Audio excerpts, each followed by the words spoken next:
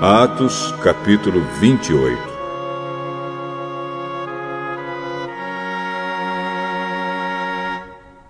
Quando já estávamos em terra, sãos e salvos, soubemos que a ilha se chamava Malta. Os moradores dali nos trataram com muita bondade. Como estava chovendo e fazia frio, acenderam uma grande fogueira. Paulo juntou um feixe de gravetos e o estava jogando no fogo quando uma cobra, fugindo do calor, agarrou-se na mão dele. Os moradores da ilha viram a cobra pendurada na mão de Paulo e comentaram: "Este homem deve ser um assassino." Pois ele escapou do mar, mas mesmo assim a justiça divina não vai deixá-lo viver. Mas Paulo sacudiu a cobra para dentro do fogo e não sentiu nada. Eles pensavam que ele ia ficar inchado ou que ia cair morto de repente. Porém, depois de esperar bastante tempo, vendo que não acontecia nada, mudaram de ideia e começaram a dizer que ele era um deus. Perto daquele lugar havia algumas terras que pertenciam a Públio, o chefe daquela ilha. Ele nos recebeu muito bem e durante 3 dias nós fomos seus hóspedes.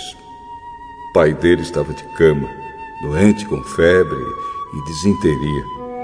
Paulo entrou no quarto, fez uma oração, pôs as mãos sobre ele e o curou.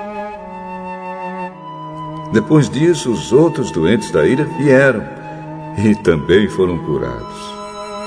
Eles mostraram muito respeito por nós. E, quando embarcamos, puseram no navio tudo o que precisávamos para a viagem. Depois de ficarmos 3 meses na ilha, embarcamos num navio da cidade de Alexandria, que tinha na proa a figura dos deuses gêmeos, Castor e Pólux. O navio tinha passado o inverno na ilha.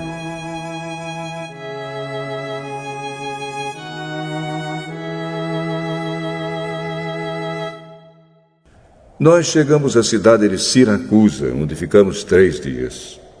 Dali seguimos viagem e chegamos à cidade de Régio. No dia seguinte, o vento começou a soprar do sul e em 2 dias chegamos a Pozzuoli. Nessa cidade encontramos alguns cristãos que nos pediram que ficássemos com eles 1 semana. E assim chegamos a Roma. Os irmãos de Roma tinham recebido a notícia da nossa chegada e foram se encontrar conosco nos povoados de Praça de Ápio e de 3 Vendas. Ao ver esses irmãos, Paulo agradeceu a Deus e se animou. Quando entramos em Roma, Paulo recebeu permissão para morar por sua conta, guardado por um soldado. 3 dias depois, Paulo convidou os líderes dos judeus de Roma para se encontrarem com ele. Quando estavam reunidos, ele disse: "Meus irmãos, eu não fiz nada contra o nosso povo, nem contra os costumes que recebemos dos nossos antepassados.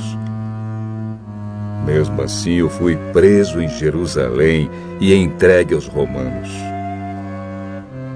Eles me interrogaram e queriam me soltar, pois não acharam nenhum motivo para me condenar à morte. Mas os judeus não queriam que me soltassem. Por isso fui obrigado a pedir para ser julgado pelo imperador, embora eu não tenha nenhuma acusação para fazer contra o meu próprio povo. Foi por esse motivo que pedi para ver vocês e conversarmos.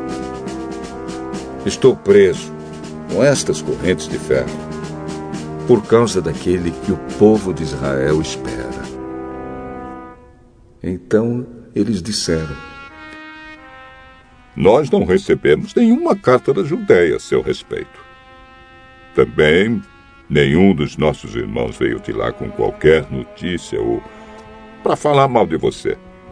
mas gostaríamos de ouvir você dizer o que pensa, pois sabemos que, de fato, em todos os lugares falam contra essa seita a qual você pertence. Então marcaram um dia com Paulo. Nesse dia, muitos deles foram ao lugar onde Paulo estava. Desde a manhã até a noite, Paulo anunciou a eles e explicou a mensagem sobre o reino de Deus. E, por meio da lei de Moisés e dos livros dos profetas, procurou convencê-los a respeito de Jesus. Alguns aceitaram as suas palavras, mas outros não creram. Então, todos foram embora, conversando entre si.